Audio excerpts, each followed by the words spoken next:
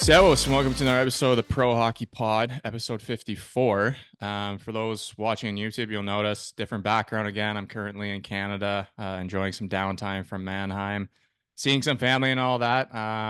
Yeah, hoping to get back in the swing of things, obviously letting guys enjoy their summers. But, our next guest here, I've been in contact for a while about getting him on, and just kind of based on our schedules and time differences, it never really panned out. So I'm happy I can get him on.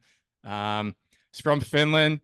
Another goalie. I'm happy whenever we can get goalies on. Love to pick their brains. Funny enough, we actually met through playing Chell online. I think it was the first time we actually interacted on the Fox squad. Some good memories there. But this guy, longtime professional goalie, both in North America and in Europe. Happy to have him on the podcast this week. Also, big YouTube guy. If you guys want to give him a follow after I recommend it, I watch his videos every time they come out. A lot of interesting stuff, especially on the hockey side. Welcome to the podcast. Kasimir Kaskisuo. Thank you, thank you. Glad to finally be able to get it done and hop on. I know it's finally we got to our schedules to work, which is good. But I always like to start off just kind of asking about kind of your childhood. I believe you were born in Vanta, Finland. I hope I said that right. What's kind of your earliest memory, childhood memory there? I don't know. I think it's just like going to kindergarten and going to school, and obviously started skating when I was really young. So um, hockey and school and friends, just like for everyone else. But yeah, that was about it. Who was your biggest influence, I would say, to first get you started in hockey? Um, I would say Finland won the World Championships in hockey in '95. So I would I would think that was the biggest thing. I think only 2 years old at that point, and yeah, just glued to the TV, I guess, and watching that, and that was the biggest hockey event and probably the sporting event in Finnish history. So I think that's kind of where it all started, and then I started like skating school when I was like 2.5 years old. So um yeah, I feel like that event kind of kickstarted it all, and people in Finland still talk about '95 and World Championships. I'm sure it kickstarted a lot of people. As I mentioned, you are a goalie, and I'm always curious. Everyone kind of has a reason for picking the position. What kind of drew you to the goaltending position? I think it just the equipment and how the goalies were, and um, like I said, Jarmo Myllys was the goalie for Finland at the World Championships, and he was kicking them out there. He was the national hero, and it's the goalie mask and all that kind of stuff that kind of played into it. So yeah, I think I was attracted to the position right away for sure. Definitely the mask for me, because as players, you can't really get them painted. I remember begging my parents, but they said you got to be a goalie to do that. So I made the switch. Um, Finland, I would say, is very known. And I would say in the past, like maybe 10, 15 years in that range, they've kind of gone to another level in terms of like the goalie coaching and stuff like that. Like it seems like everybody's hiring Finnish goalie coaches to kind of teach their goalies whatever country they're in. When you were growing up, young as a goalie, were you going to goalie schools? Where was there a trainer you were working with? Like kind of what was your, youth like that way? Yeah, I think the first local team that I started out with, one of the goalies' dads was kind of running some goalie drills here and there. So I mean, like we still had goalie coaching basically, and at that age, all it takes is just to learn how to push and make kick saves on skate saves. So things have changed for sure, but I think you definitely get some of those reps through that, and then every team I've played on has had a goalie coach, and it was either like a dad on the team, or then when I moved to a bigger team, it was actually a former pro who was again a dad on the team, another goalie's dad, and then just running through drills and learning a lot from that. Um and then there was a couple couple goalie camps during summers that I would go to. I would do like the Gold in the Net and goalie pro camps. So those were usually 1 week in the during the summer. So obviously got a lot done through that, a lot of pointers. But yeah, I think that's the biggest thing that I've learned.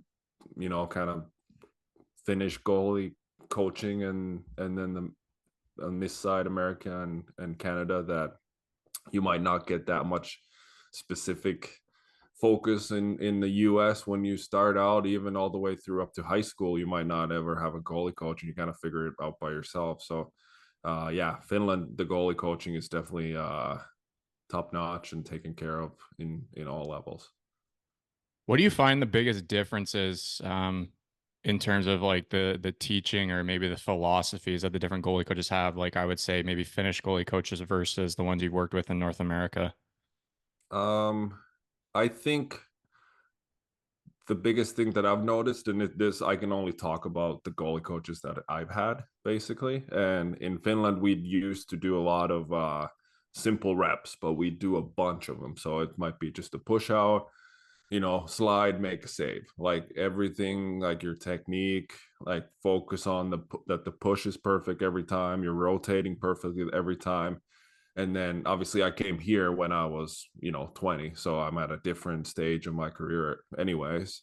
And it was more like situational play, so shoot or pass, and you have to read the play, and you might not get that many reps. And obviously when you turn pro, you don't have that much time and maybe energy anymore to do a million reps of the same drill. But and that could be more of a goalie coach thing too. I think it's a when I like it when it's a good balance of working on simple drills, simple movements, basic stuff, working on the technique and focus on that, and then adding the reading aspect to it, and when things are a little out of control, and then you just have to go and make saves.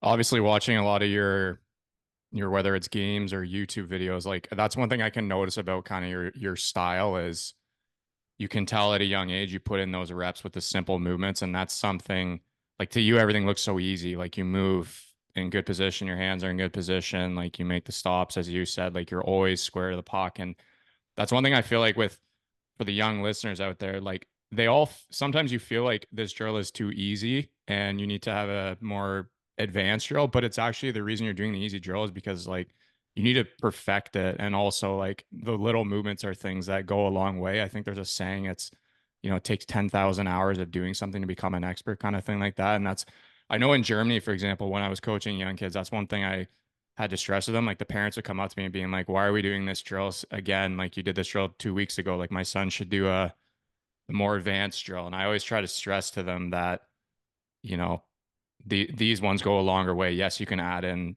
different variants of the drill and stuff, but you shouldn't be like advancing before you've perfected one thing. For sure. And I mean, if you look at a game and dissect on how you move in a game, I think everything is basically very simple movements. And when you get to your spot, it should be easy and effective to get there, and then you can make an easy save. But if there's a rebound, like that's when, if your balance is slightly off, and then recoveries become that much harder. So as long as those simple controlled movements you're doing the right way, it's what's the saying, the slow is smooth and smooth is fast. And I think that's the biggest thing, even like in my game, when I just try to be as effective as I can and not trying to do too much. And I think when I felt like I played an easy game, or when it looked like it was an easy game, I played my best, and making the game easy, getting to the right spots, and being able to move and control. So yeah, that's definitely important. Kind of gotten into coaching younger kids myself in here the last couple of years. And yeah, it's sometimes it's hard to run through those simple drills, and when you can see the kids too, they're kind of like they're losing their patience and losing their focus, kind of, because it's too easy. But yeah, those are still the same things that I work on every day, and that makes my game work.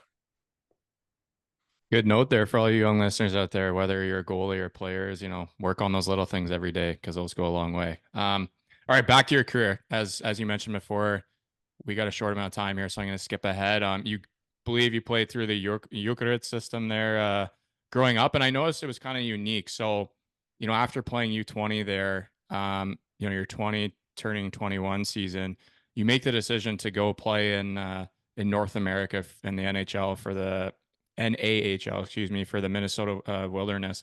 Like, what made you decide to go to North America? Because a lot of goalies, like in your situation, I feel like from Europe would then choose, I'm gonna sign with a pro team and work my way up or whatever it is. So why did you choose to go to North America?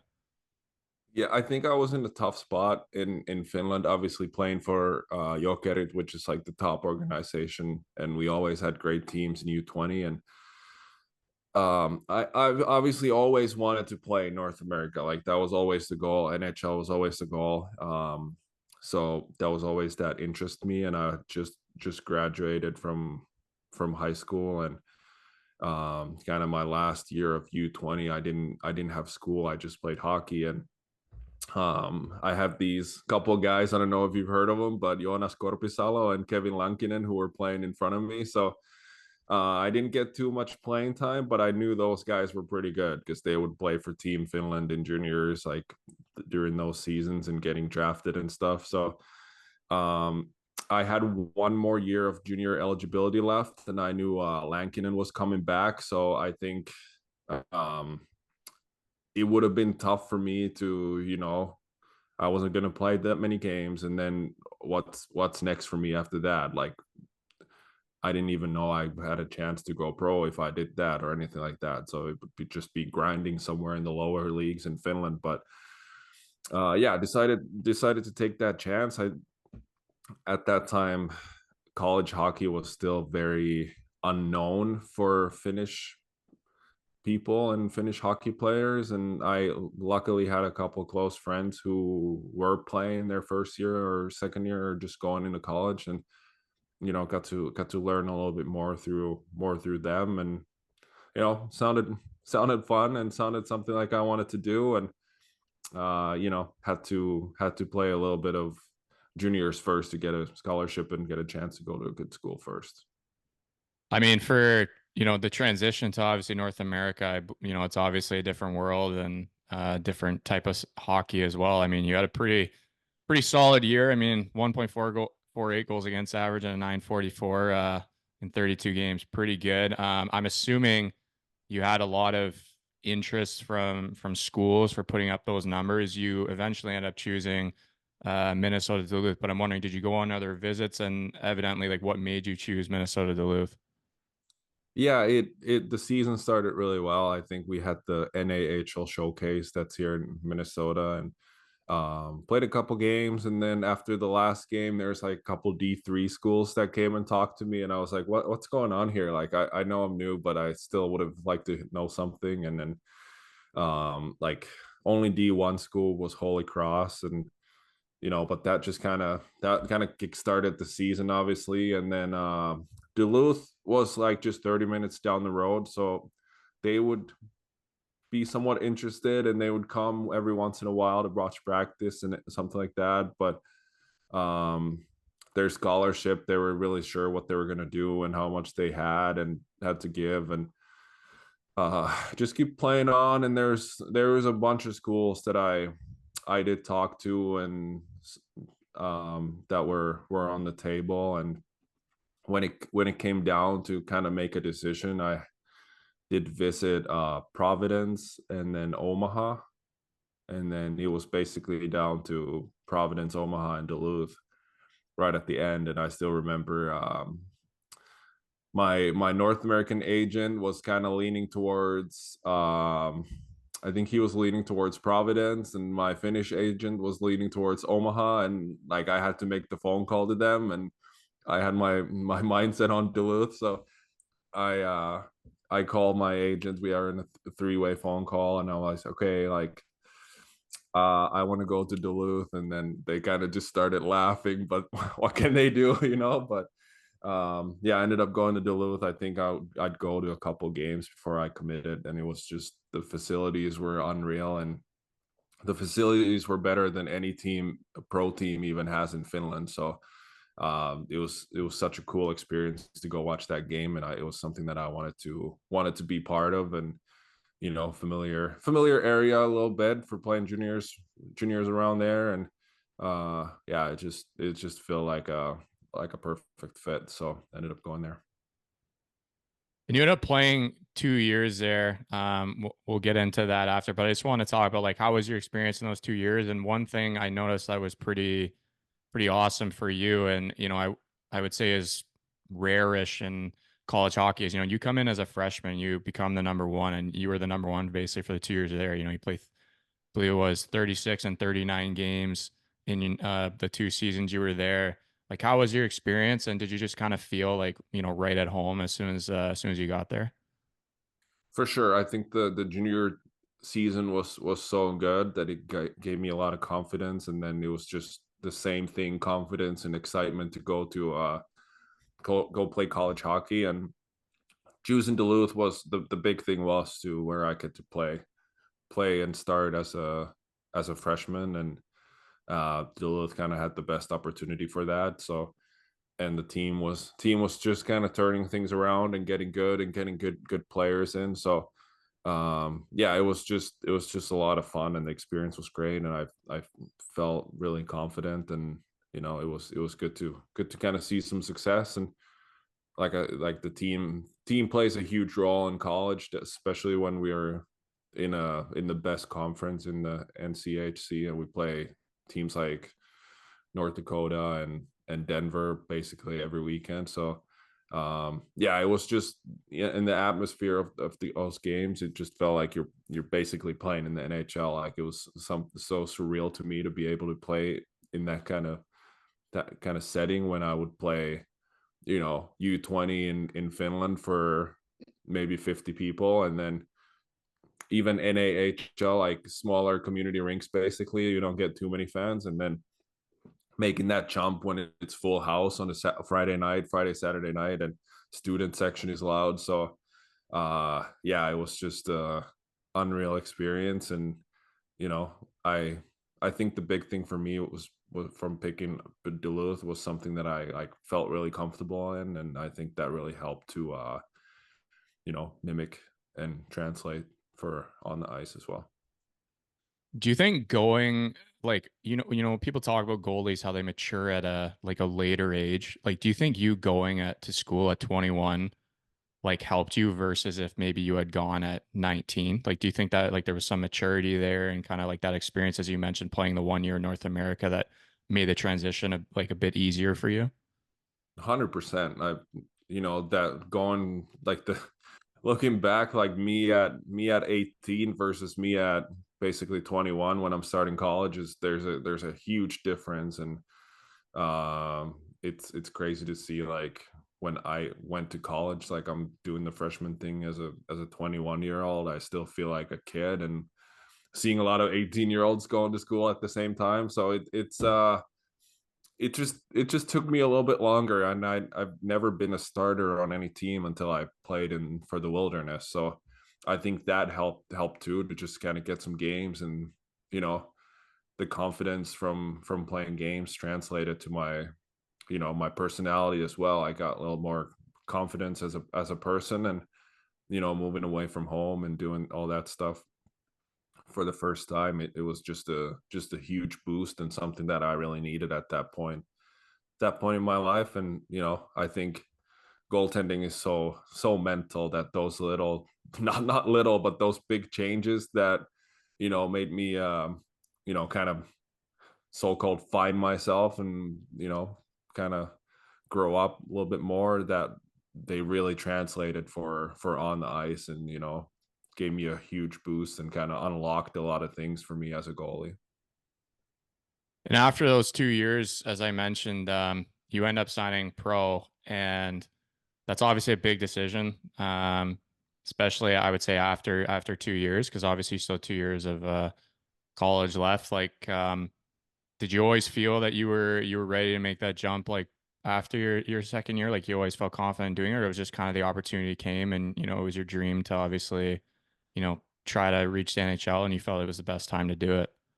For sure. Yeah, I think even after the first year, I was kind of like, maybe if they're like, it would be, I never went to play college hockey to go to school, so my grades weren't anything special, anyway. So it was always the goal to leave early and go play pro, and hopefully sign an NHL contract. And um, yeah, it was kind of halfway during the second year when teams started showing some interest, and I was gonna be 23 when I was gonna start, like after that season. And sometimes you have to be smart about that too. Like I didn't want to wait till I was 24. Like that's pretty late. And then um if I get injured during the third year or something like that, like all those opportunities go away. So um I got my 2 years. I got a lot of games in. I was definitely ready and old enough, and at 23. And there was a lot of interest at that time, so it was just like the perfect time to take an opportunity and not wait and risk anything anymore. And because that was always the goal, to sign an NHL contract. So yeah, it was just kind of perfect how those first 3 years in North America worked out. And why did you choose to sign with Toronto? um like everything kind of happened so quick, because I don't think teams really talk to the players specifically, especially undrafted guys, until, well, not me, but before the season's over. So when we lost out in the regional, I think it was like the second day after that, is like I kind of had an idea of a couple teams that were interested and in the mix, but my agent just kind of called me and say like, oh, here's a little update. Like Toronto is like really wants you, and um they've been the most active about it. So it was kind of the recommendation, and I just kind of went with that. I don't There's not much going into more detail or doing any research when a team like Toronto calls. It's like it shouldn't be that hard to make a decision. So yeah, I was just so stoked to have that opportunity, and especially a place like Toronto. I knew a little bit what kind of hockey place it is, but after signing, like it was a lot more than I expected. But yeah, it was something I couldn't turn down, and I think it was just in a matter of an hour or two that I had made the decision to sign, and basically had to leave right away. Yeah, man, it's never got that experience, but just being a diehard fan and the social media, the coverage that comes with it, I can just imagine how crazy it was. But like how was your adjustment, you would say, the first couple of years there in North American Pro? Like obviously you were playing games in the Marlies, you were playing games in the Coast. I know the one year you got loaned out to Chicago there in the AHL. Just like how was that first couple of years for you, like adjusting to the pro game versus like, college and stuff? Yeah, the first couple of years for me were pretty crazy. Obviously, the first year, I was hoping I'll play in the AHL for the Marlies, and then I was loaned out to Orlando and the Coast to play because of the depth charts. And obviously playing in the Coast is never fun, and that was you know just try to take it as a learning experience to get some games and be ready. There's a call up, and um ended up getting called up towards right at the end of the season, and got a chance to play and played really well. I feel like it's so chaotic in the Coast, and then I got called up. It was such more like a more professional atmosphere, and the team was playing so much better in front of me, so it almost felt easier. And um yeah, I played really well that end of the season, couple games. And then um Sparksy came down for playoffs, and I think he got injured in like the second game or something. So I ended up playing in the playoffs that year too, and I think we went game 7 in the second round, and so played well in the playoffs as well. And so I was kind of confident in going the second season, like okay, like now full time with the Marlies. And first weekend of games, it's me and Sparksy, and then we're at the mall with my wife, and Toronto announced they traded for Calvin Pickard, and I was like, oh, here we go again. So luckily I had played well enough the previous season that I earned an AHL spot. So the Dubas and Lamoriello were able to find me a spot and go play for in the AHL and Chicago Wolves. And yeah, but just like you're under contract with Toronto the first 2 years, and you don't really play for Toronto at all. So it was a little weird, but had another solid year in with Chicago and was able to get an extension with Toronto. It's one of the crazy things I would say, one being a goalie, obviously there's only two, maybe three spots depending on how many they keep on a team. And then also just Toronto, they always have that depth. So it's sometimes tough for guys like yourself who are just starting out in your pro career. But this leads us to the 1920 season. So I wanted to bring this up for multiple reasons. First and most importantly, this is when the Fox Squad was created. So this is where we were gaming together. We weren't very good, but we had fun. We had fun Um, for sure. but no, you met my good buddy Juris there. Played with you in the Marlies that year, and then obviously that year for you, man, was quite the year. I mean, you were an AHL All Star, which obviously is a tremendous feat, something to add to the resume, and you also got your first NHL game. So, before we talk about the NHL game, I just kind of wondered, like, was there anything, maybe that summer that you had done differently that allowed you to kind of take your game to the next level, or was just kind of the I would say natural progression of like gaining experience every year that you had done the years before? Yeah, I think it's more the experience. I think going back to the third year with under contract with Toronto, when I finally got to be with the Marlies, like I had a tough start to the season. It was hard, and uh, things weren't really going my way, and I got injured, like pulled my groin. I was out for like 2 months, and then coming back, and yeah, hadn't really had a good season until that point, and then our daughter was born December 17th, 2018, and like first came back, I got a shutout, and ever since then, like things kind of just turned around, and I think it's kind of the same thing as me coming over to North America and having this huge change in my life and have to grow up, and the same thing, like daughter is born, now you're a dad, like all this kind of stuff, it changes you right away, like the moment she's born. So I think that really helped me as a once again as a person, as a goalie, like you kind of get that more mature and confidence in yourself again, because now you're a father, and you do go through all this stuff, like your whole life changes basically. And yeah, it was just played really well the whole end of the season, and we went on a playoff run to the conference finals. And yeah, just going into the summer, like not that I expected to make the Leafs out of training camp or anything like that, because you know how it is. But yeah, I was just excited to go back and build on what I did the previous year, and had a good start to the season. And then yeah, there was Hachi was up with the Leafs, and he kind of had a harder time, and then they ended up switching us in November, and I got my first game. Talk about that day, man. I mean, obviously you played in Pittsburgh. I remember watching the highlights and stuff from Europe there. But yeah, just dream come true, man. But just take me through the day, the emotions, and obviously getting to play that first game. Yeah, we had a game at home the previous night, and then obviously it was a back to back with travel, and then yeah, right after the game is done, we're walking in the locker room, and like Babcock is behind me. He says something like, "Ready to go tomorrow, kid," or something like that. And so that was the official word that I'm starting the next day, and getting to Pittsburgh late, and you're just kind of do some kind of activation at the hotel, and head is spinning a little bit and trying to get some kind of nap in.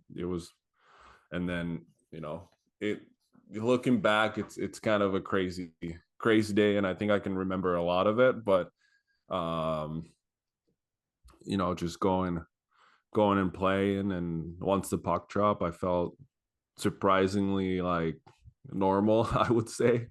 Uh, Made a couple saves in the beginning there, and then obviously they ended up scoring a bunch in that game, but they also had a lot of shots, so I felt like there are some really tough goals that, but so just trying to take away all the positives, and I feel like there was a lot, and I was able to play my game and play well, even though it's 6 goals against. But sometimes you kind of have to see through the numbers, and I'm really happy how I performed and some things in the game. So definitely felt like I could have played in that league, and yeah, it was a pretty whirlwind day for sure.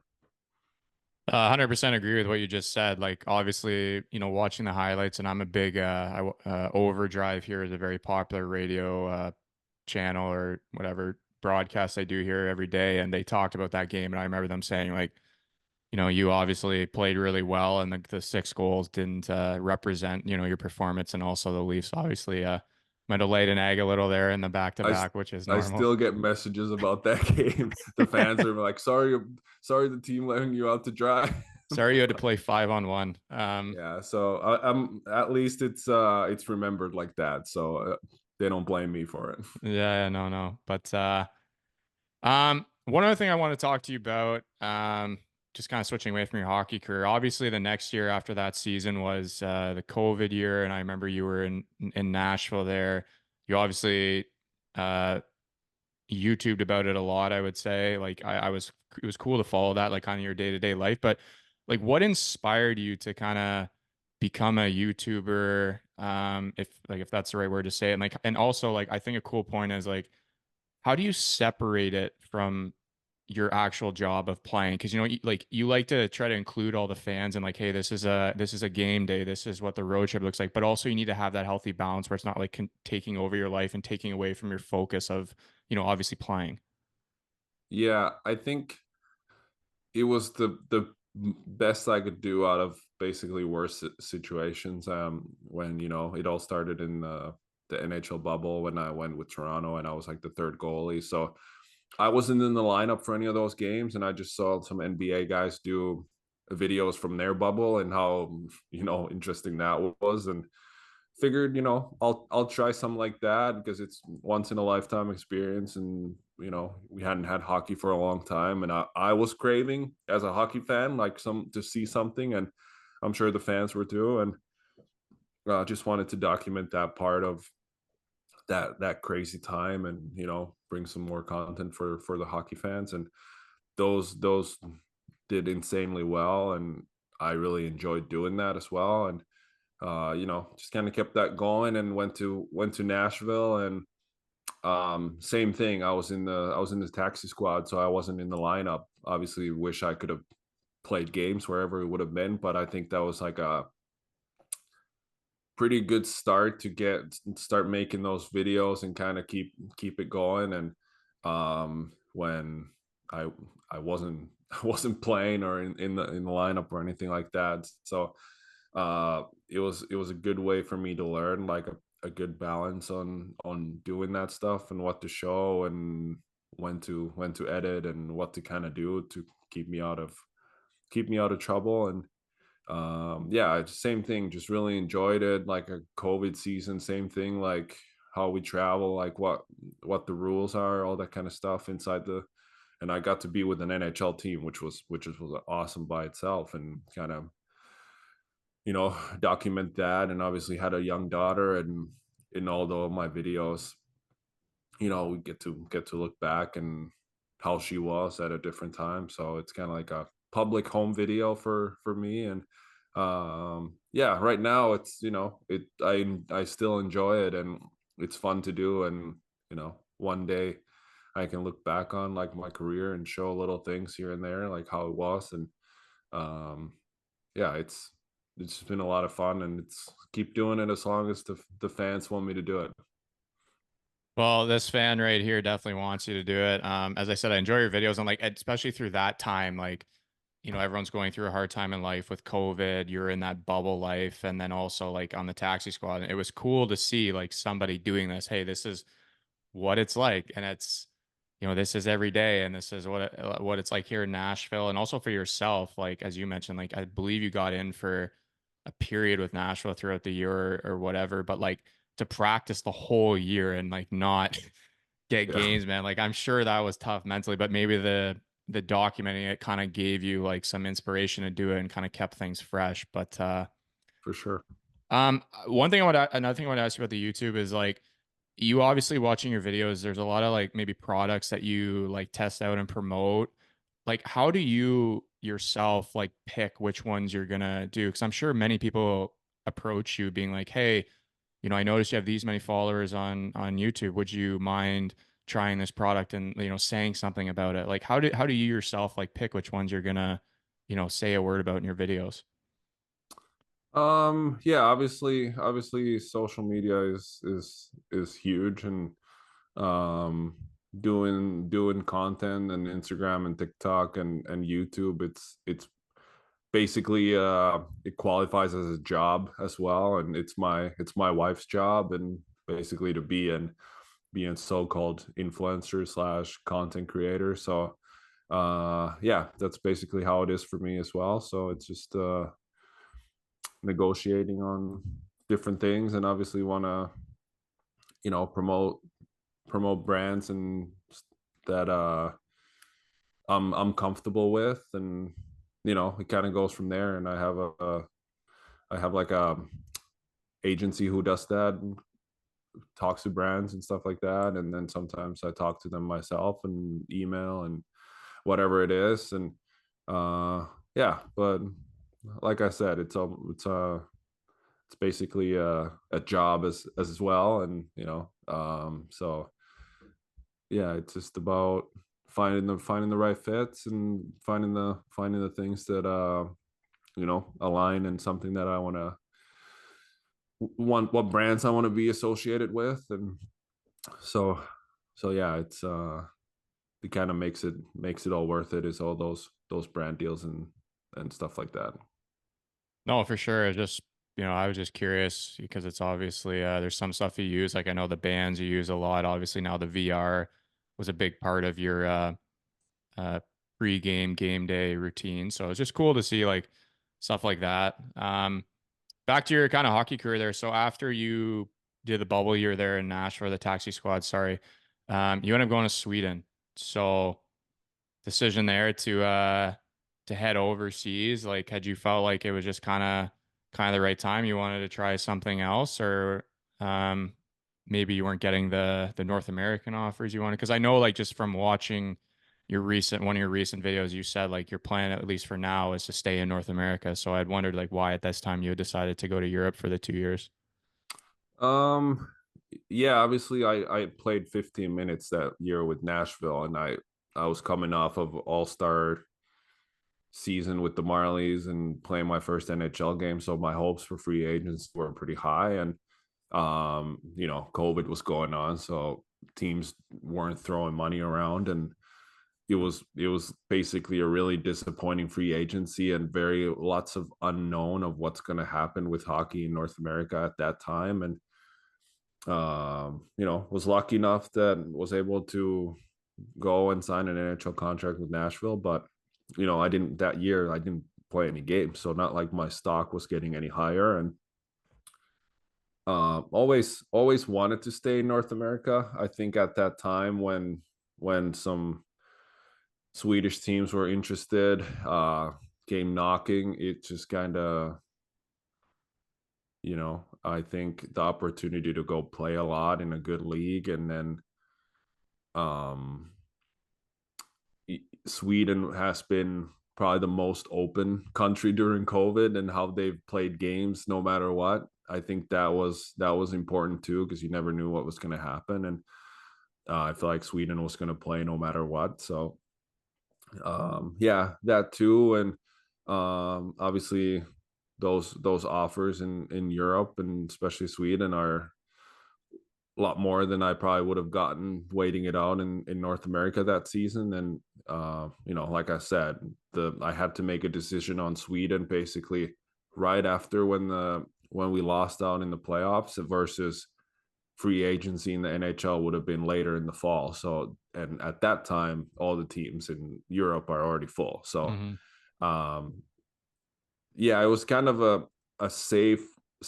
pick to have a job somewhere for the next 2 years and go play in a high league. And obviously, my goal was to play a lot and then come back and kind of up my stock that way. But yeah, I was just nervous that if I waited out in North America, if I don't get anything, and I'm basically screwed after not playing any games. So yeah, it was kind of the timing of it, kind of what made the decision, and those factors that came into play. And yeah, got to play a lot the first year, and then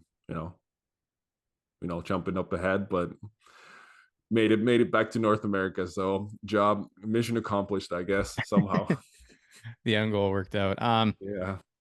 Last thing we'll touch on Sweden there, like you mentioned, you played 2 years, and I know you kind of touched on it in, I believe it was your last video or the video before, I can't remember, but what was the biggest difference you noticed between the SHL and like AHL, for example? Because obviously, I mean, everyone like first thing that comes to mind is obviously the rink is bigger in Europe, like that's clear. But what was the biggest thing you kind of felt was a big difference?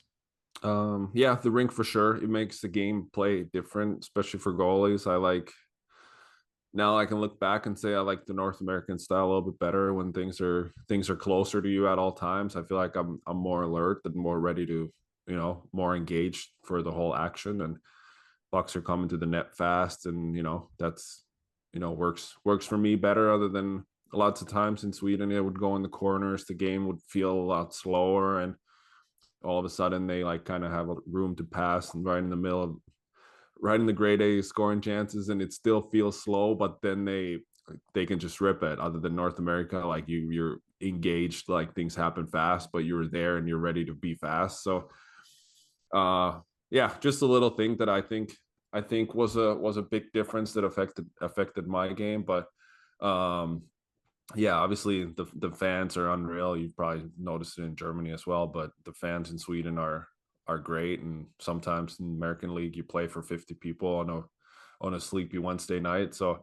that's a big difference. And obviously the schedule, I can see why older guys are going over to Europe, because I think we played most weeks it was Thursday and Saturday. Other than here, we have we go travel upstate New York. We play Wednesday and maybe a 3-3 in the weekend. So that's pretty taxing in the long run. But um, yeah, I think other than that, like it's a lot of the same players, like a lot of familiar faces from my first couple of years in North America, the first couple of years pro that I played here, and then going to Europe and being like, hey, oh, you're here too, I guess. Like looking back, the North American guys and even the Swedish guys, a lot of familiar faces. But the level is high both places. Obviously AHL has way more teams, and maybe the lower lines kind of the skill waters down. But obviously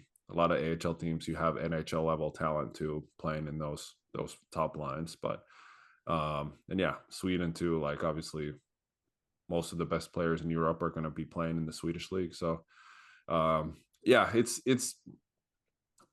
it kind of averages out to be the same. And I think it's just for me as a goalie, the size of the rink is the only thing that matters. No, you raised a lot of good points there. Obviously, as you mentioned, the SHL there, I would say it's, obviously KHL is probably the best in Europe, and then you can make an argument for whether it's the SHL or the Swiss league, but they're both very, very good leagues. So Yeah, happy you and got now to, now with everything going on in Russia, I think the SHL has taken a huge jump up and yeah. being the top league, since none of the Europeans and basically should or do play in the Hmm. KHL anymore. And so that's kind of pushed all those guys into Sweden and then to Switzerland as well. No, for sure. That's a great point. I forgot about that one. But So this year, obviously following you, you end up signing, I believe December 17th with Laval after waiting a long time, and you had a very good year this year, and it seemed like you really enjoyed your time in Laval. But what I want to focus on is during the time from when you came back to Sweden, obviously waiting till December 17th, like, and I think this is a great lesson for the listeners out there. Like, how did you yourself stay positive during these times? Because, it gets to a point where you're training on your own, all the leagues are starting, teams are playing, and you're, you were without a job during these times. So how did you like keep yourself mentally like positive and just still like motivated to get better each day and hope something would come? Um, it was hard. I mean, when everybody leaves for their seasons, and all of a sudden you're skating with one guy during the fall, and you're watching hockey on TV, it doesn't really add up. And when you're stuck at home doing nothing, so yeah, I mean, but it was just kind of living day to day. And I, like, me and my wife, we were both checking Twitter basically every day, and elite prospects of, who's getting called up, like is someone injured, or like what's going on, like if there's openings. And multiple times a week I would text my agent like, hey, these guys, like, somebody got hurt for a couple weeks, like ask them like if they need someone to just come in. And um yeah, it was nerve wracking for sure, and not stressful, basically not knowing as time went on. And my goal, and like I went all in on coming back to North America for one more time. And you start turning down some European offers, and December rolls around, and you're like, oh, maybe I should have just taken one of those. Like, if I don't play at all this year, like, that's gonna suck, and that can't help at all. But yeah, when it really came down to the weekend of me um signing with Laval, um I think it was right around that time when teams were, seeing like what works and what doesn't work. And I think Laval wanted to add a more experienced goalie in the mix. And yeah, I just kind of had my agent ask them, and they were like, I just got the same text back from my agent that I got from every other team. Basically, it's like, oh, we'll think about it, and let you know in a couple days. And there's an offer from Finland on the table, and there's an offer from the East Coast League too. That, not that I wanted to go in the East Coast League, but just go play somewhere. And I had those on the table, and it was like, well, I'm not gonna pull the trigger on anything else until I hear back from Laval, because that's plan A. And then um yeah, got the green light from Laval, and go to the airport in 2 hours. So it was my daughter's birthday too. I was like, sorry kid, but daddy's gotta go now. No, that's man, I just obviously watching on YouTube, but I know that feeling what you're talking about. We'll think about it, we'll let you know. And I'm happy it worked out for you. Sometimes good things happen when you wait. I know in my personal experience, when I got my chance in the Del 2 in Germany, was I turned down offers during the year. I ended up playing in the SPHL for a couple of weekends, and then I like kind of like you, I was like, man, maybe I should have took those other Europe offers. And then obviously this door opened, and it's led me to the life I have now. But um, I got two more for you because I know you got to get running. First of all, I just want to say I'm happy you switched to True Gear. I think it looks sick. Like just like watching your videos, like the way you designed it, I think it looks really good on you. But that's just a personal opinion. But um, like how long do you plan on playing for? And do you have any plans like after hockey we want to do? Like keep doing the YouTube or something else? um Hopefully play as long as I can, maybe as close to 40 as I can. That's the plan. It's what I love, it's what I do best, so it's all I know, basically. But yeah, I've thought about it. I think being hockey for the rest of my life is something that I think I need. And whether it's goalie coaching or something like that. And the YouTube stuff, the content stuff, I don't be fun to keep it going. But I don't know how long it's gonna last once I'm done playing hockey. Like, what's the it only works when I'm playing, right? So but yeah, we'll see. I think I really enjoy it. Like, who knows? Even being on the content team for some hockey team would be a lot of fun. But um, whether it's goalie coaching or something in hockey, I'm sure I can't just leave the game behind at this point, at least when you're asking me. But yeah, um, yeah, goalie coaching would probably be ideal. But yeah, we'll see. Try not to think about that too much. I hope I got like a 10 more years of playing. Yeah, no, no, you got plenty of time. All right, last one for you. I like to ask all the guests on my podcast this question at the end. What is one piece of advice or multiple piece of advice you would give the younger generation? So if you're talking to the young kids out there who have dreams of, whether it's playing junior, getting a scholarship, playing pro, like what are one or multiple pieces of advice you would give them?